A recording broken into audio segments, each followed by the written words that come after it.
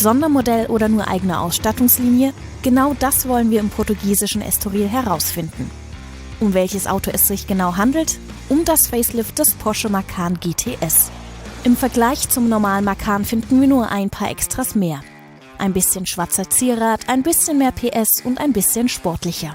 Doch bei dem bisschen mehr wird auf grellen Schmuck und Firlefanz verzichtet, den nur eine Ausstattungslinie so mitbringt. Dafür gibt's ein Verstellfahrwerk, Tieferlegung, Sportsitze und einen geschliffenen Antrieb. Also doch ein waschechtes Sondermodell. Porsche bringt ein 2 Tonnen schweres SUV auf die Straße, das Lust aufs Fahren macht. 2,9 Liter V6 Biturbo mit 380 PS. Das transportiert das SUV mit reichlich Bums nach vorne.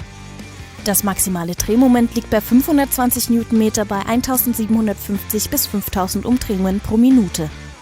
Dass die beiden Abgaslader direkt innen im V der Zylinderbänke liegen, die Abgase also kürzere Wege zurücklegen müssen, bedeutet genügend Vortrieb schon bei Viertelgas. Ein kerniges Pfeifen erinnert uns trotzdem die ganze Zeit daran, dass sich nur 380 PS um die 2 Tonnen bemühen müssen, wenn man das noch so sagen darf. Das 7-Gang-Doppelkupplungsgetriebe kann je nach Fahrmodi sanft und dezent oder auch herzhaft und schnell. Also alles auf Porsche-Niveau.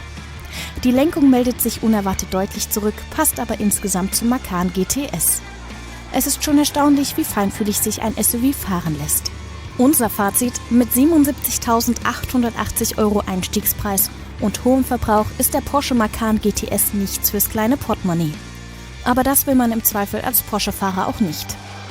Aber auch uns Normalos überzeugt das Sondermodell des Porsche SUV durch seinen Prachtmotor, seine Fahraktivität und Schnelligkeit.